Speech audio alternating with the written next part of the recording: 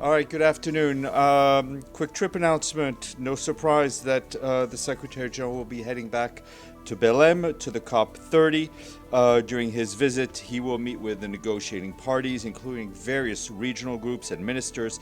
He'll also engage with civil society representatives, indigenous peoples groups, and youth. The Secretary General has called for COP30 to ignite a decade of acceleration, a decade of implementation, given the serious gaps in meeting the goals of the Paris Agreement. While in Belém, he will reiterate his call for parties to provide a clear path for doing so. We do expect him to have some sort of a press encounter in Belém, and we'll keep you posted. Yesterday evening, the Secretary General delivered remarks at an event marking the 45th anniversary of the creation of the Jesuit Refugee Service. He said that since its creation, the Jesuit Refugee Service has been coming to the aid of people uprooted by conflict and persecution, accompanying them in their suffering and providing them with vital services. The Secretary General said our world keeps turning its back on those in distress, but he added that giving refuge to people in peril is more than a tradition, it is a moral and practical necessity. He called on all to work together to uphold the right to seek asylum, which is a pillar of international law, and insist on the shared responsibility to provide international protection and summon the political will to resolve conflicts. His full remarks were shared with you this morning. Turning to Ukraine, our colleagues for the Office of Coordination of Humanitarian Affairs tell us that a large-scale attack overnight by the capital and hostilities across the country by the Russian Federation has resulted in several civilians killed and injured. Multiple residential buildings and several health facilities were also damaged, while parts of the city of Kyiv were left without heating. This is what local authorities have been telling us. The Secretary General joins our humanitarian coordinator for Ukraine, Matthias Schmal, in condemning this attack, noting the ongoing patterns of massive civilian harm caused by such strikes during the cold winter months. The attacks reflects an alarming increase in civilian casualties. According to the UN Human Rights Monitoring Mission to Ukraine, civilian casualties between the January and October were nearly 30% higher than during the same period last year, and the toll of casualties for the first 10 months of 2025 has already exceeded the total for all of 2024.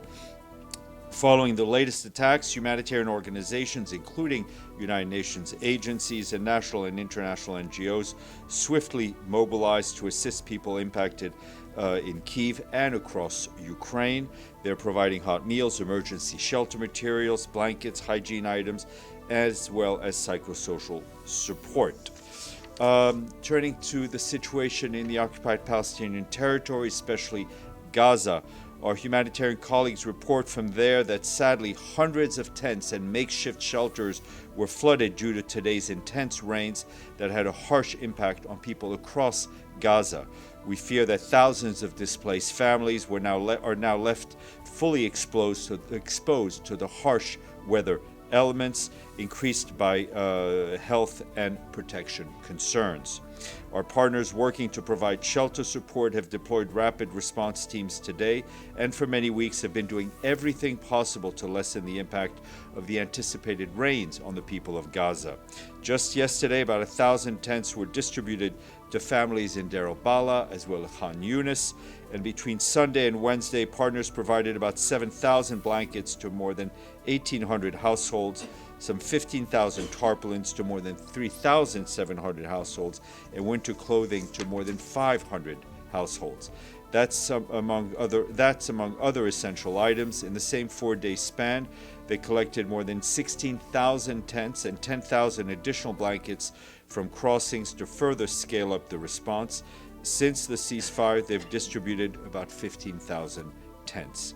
Meanwhile, our partners leading on water and sanitation report recent progress in repairing sewage pumping stations, which thanks to that decreases the risk of sewage overflowing into areas where people are sheltering, and obviously lessens the risk of waterborne diseases. At the same time, our partners working on shelter stress that proper flood prevention requires equipment that is not available in Gaza, including tools to drain waterways from tents and also to clear solid waste and rubble. Millions of urgently needed shelter items remain stuck in Jordan, in Egypt, and Israel as well, awaiting approval to enter Gaza. Since the ceasefire began on October 10th, Israeli authorities have rejected 23 requests from 9 of our partners to bring in nearly 4,000 pallets of critical supplies, including tents, ceiling and framing kits, bedding, kitchen sets, and blankets. The dire living conditions are also increasing people's exposure to explosive ordnance, with children among those most at risk. Some people have been injured while collecting firewood. Others are having to pitch tents near areas suspected of containing unexploded ordnance, simply because they have no other safe options. Since the ceasefire began, our colleagues working on mine action have recorded more than 10 injuries from explosive hazards. This risk is further compounded by Gaza's extremely limited geographical size, which leaves little room to avoid areas where there may be unexploded ordnances. The density of the population and the proximity of civilian infrastructure to potential hazard zones means that even minimal contamination can have widespread and devastating consequences. Since the ceasefire, our partners have responded to more than 70 requests for explosive hazard assessments. Their efforts have supported 32 interagency missions and delivered risk education sessions to over 49,000 people across Gaza. The UN Mine Action Service says that it could do much more as soon as teams get access to detectors, spare parts, and equipment needed to safely dispose of explosive hazards. We underscore the need for the full and sustained opening of existing and additional crossings, clearance of further critical items and equipment for entry, and comprehensive facilitation of our work and the work of our NGO partners. I was asked yesterday, and I think it was Adla, about reports of new barriers being erected by Israel in southern Lebanon, and and as you will have seen, our peacekeeping colleagues at UNIFIL issued a statement on that today. UNIFIL's survey conducted last month confirms that concrete T-walls erected by the Israeli Defense Forces southwest of Yarun crossed the blue line, making more than 4,000 square meters of Lebanese territory inaccessible to the local population. UNIFIL informed the IDF of its findings and requested that the walls be removed. And the peacekeepers also noted that a section of additional wall is being erected southeast of Yarun, likewise that crossed the blue line. We underscore that the Israeli presence and construction on Lebanese territory is a violation of Security Council Resolution 1701, as well, obviously, of Lebanon's sovereignty and territorial integrity. Moving to Syria next door, and just to give you an update on the humanitarian situation there, which we haven't touched upon in a bit. Our humanitarian colleagues on the ground tell us that despite significant funding shortages, we and our partners continue to support the response efforts in southern Syria. The 3.2 billion humanitarian needs and response plan is only a quarter funded, which means that we have $778 million in the bank. Despite these constraints, assistance is reaching more than 350,000 people every month in Syria. Our colleagues at the World Food Program deliver about 400 metric tons of flour each week to sustain public bakery operations. The UN Children's Fund has helped to rehabilitate schools in Sweda Governorate, and our partners working in water, sanitation, and hygiene have been supporting water trucking in Dara and Sweda Governorates. In October alone, they delivered more than 19,000 cubic meters of potable water and 78,000 liters of fuel to operate essential water and sanitation facilities in both of those governorates. Humanitarian operations and local authorities are also working to stabilize essential services, including the rehabilitation of electricity network. However, our humanitarian colleagues warn that the limited funding and access challenges that remain caused a 68% drop in the number of people reached in Sweda, Dara, and rural Damascus in October compared to September. The security situation remains unpredictable, with more than 180,000 displaced people in southern Syria facing sporadic incidents that disrupt mobility and access, particularly in the rural areas. On top of all of that, like in other places, unexploded ordnance remains a serious threat for both host communities and displaced families. In October, partners reported 15 casualties from explosive ordnance incidents. Humanitarians are continuing to survey, to clear, and also to deliver risk education activities as security conditions and funding allows. And turning to Sudan, our emergency relief coordinator, Tom Fletcher, is continuing his travels in Darfur region. He met with families that have fled the brutal violence that we've been telling you about this taking place in El Fasher. In the town of Tawila, which is hosting hundreds of thousands of human beings displaced by hostilities in North Darfur State, Tom Fletcher visited a malnutrition treatment center run by our partners. He met with the mothers and caregivers of malnourished children who recently escaped Al Fasher, as well as those who fled the famine-stricken Zamzam camp in April and May. Conditions in arrival areas, as you can imagine, are dire. Families are lacking food, they lack shelter, they lack water, and they lack medical care. Another site hosting displaced people in Tawila, Mr. Fletcher heard from women who survived horrific sexual violence as they fled El Fasher in recent weeks. Mr. Fletcher stressed the need to stop these atrocities and ensure accountability for the perpetrators, stressing that the international community has the responsibility to protect civilians and prevent brutality. We hope, as we'd mentioned, to have Tom brief you on his travels to Darfur and Port Sudan on Monday. That will be done remotely, but it will be done in this room. Since El Fasher was taken over by the Rapid Support Forces last month, nearly 100,000 people have been displaced from El Fasher and surrounding villages in the last 2 weeks alone. They've been seeking safety in other parts of the state and other neighboring states. 3/4 of the newly displaced people had already been forced from their homes before, primarily from Zamzam and Abu Shuk camps and unsafe neighborhoods in El Fasher. The conflict has also reached other parts of Western Sudan, including North Kordofan, where conflict has uprooted almost 50,000 people in recent weeks, many of whom had already fled previous waves of fighting.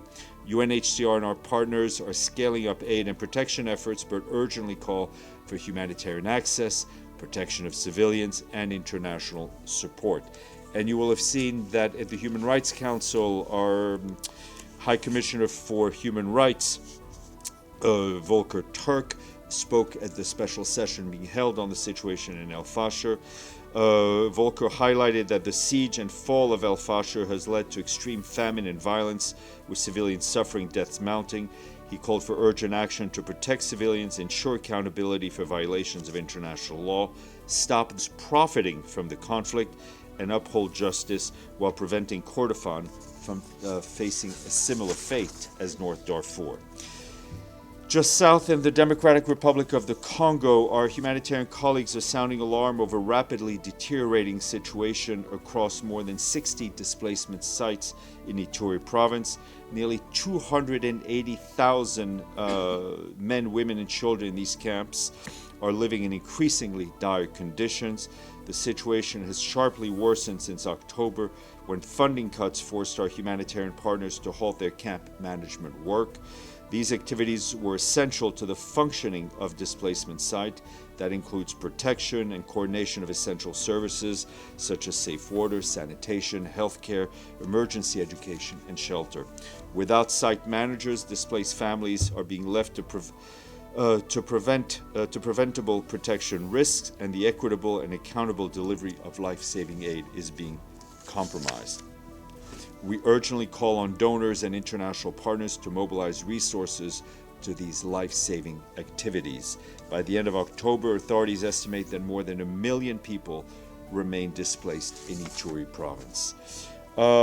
Just want to flag a report from our friends in Rome at the Food and Agricultural Organization that says that disasters have inflicted an average of $99 billion in annual agricultural losses worldwide. That's roughly 4% of the global agricultural GDP. The report, entitled Impact of Disaster on Agriculture and Food Security, provides what FAO describes as the most comprehensive global assessment to date on how disasters are disrupting food production and livelihoods and nutrition. FAO identifies digital transformation as the game changer for agricultural disaster risk reduction. Emergency tools such as artificial intelligence, remote sensing, mobile connectivity, drones, and sensors are now enabling hyperlocal, real-time insights on improving early warning and anticipatory action. Just mentioned yesterday, but I'll mention again, today we celebrate the 20th anniversary of our colleagues at the Department of Safety and Security. DSS was created in the aftermath of the 2003 Canal Hotel bombing in Baghdad, where we lost 22 of our dear colleagues to a terrorist attack. Today, DSS operates in over 120 countries and finds ways to keep the UN working safely from headquarters to the most dangerous parts of the world.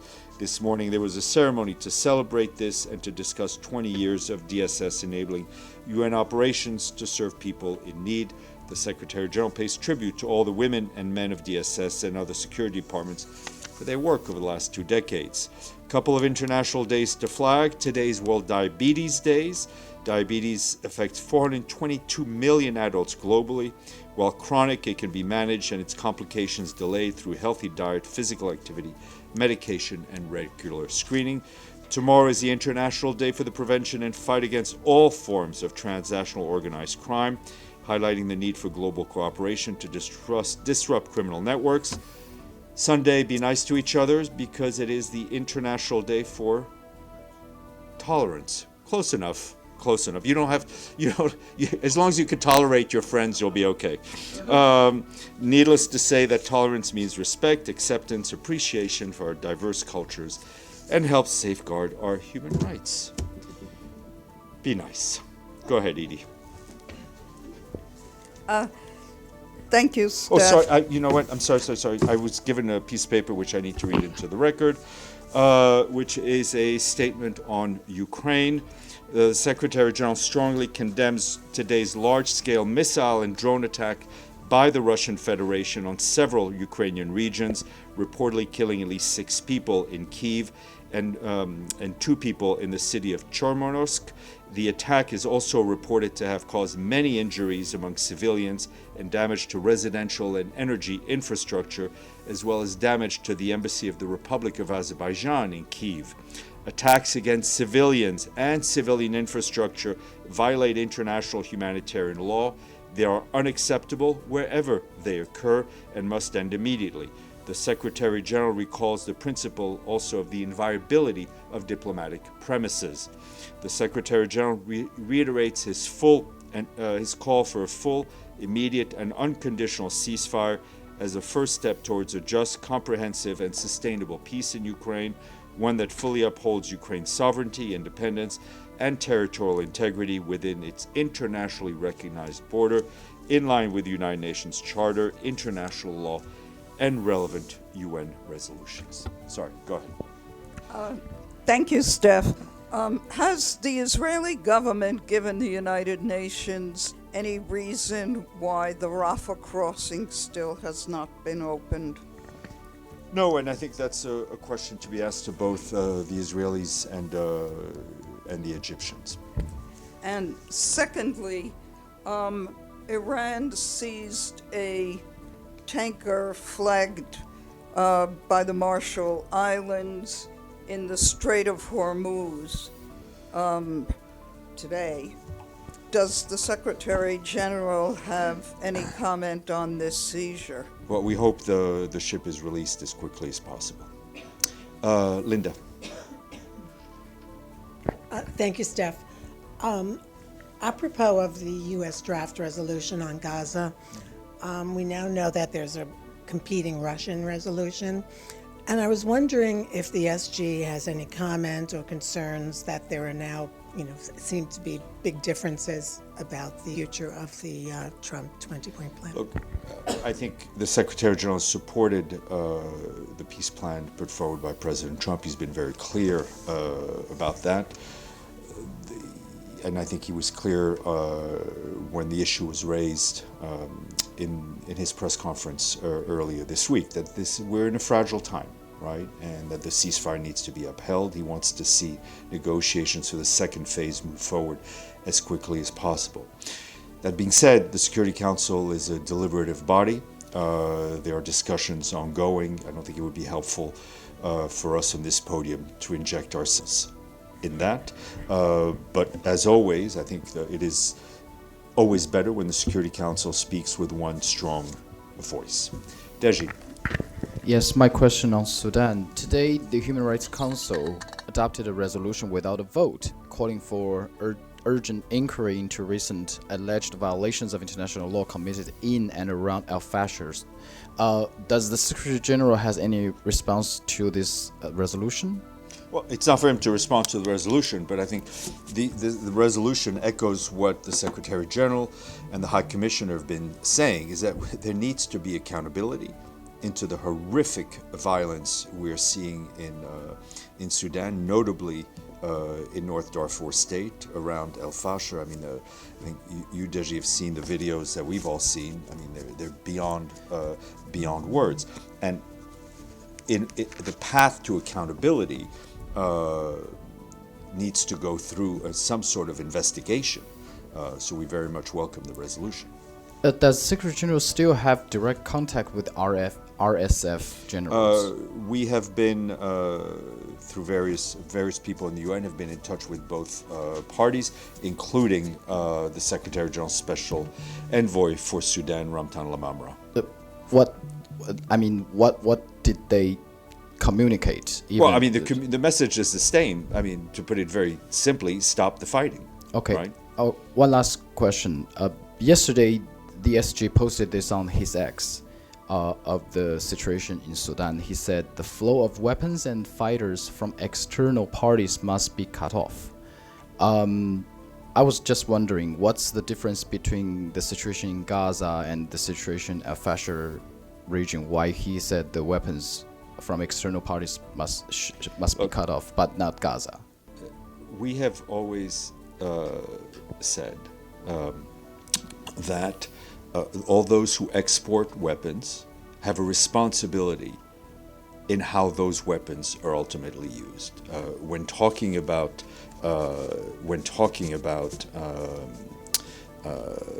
Sudan, about the civil war that is going on in Sudan, I think the Secretary General has been very clear. He has also called out repeatedly what is going on in Gaza and the use of the weapons there.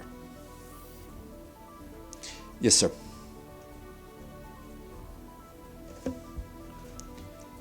Thank you, Steph. As a follow-up on Sudan, as Mr. Tom Fletcher is in Sudan, there's any possibility that he meet with leaders of RSF? As I said, we've been in touch with both parties. I think I will let Mr. Fletcher speak on Monday to the contacts that he's had. Yes, Volodymyr. Thank you, Stefan. As you mentioned in the statement today, Russia carried out one of the largest attacks in Kyiv, and that the embassy of Azerbaijan was also hit.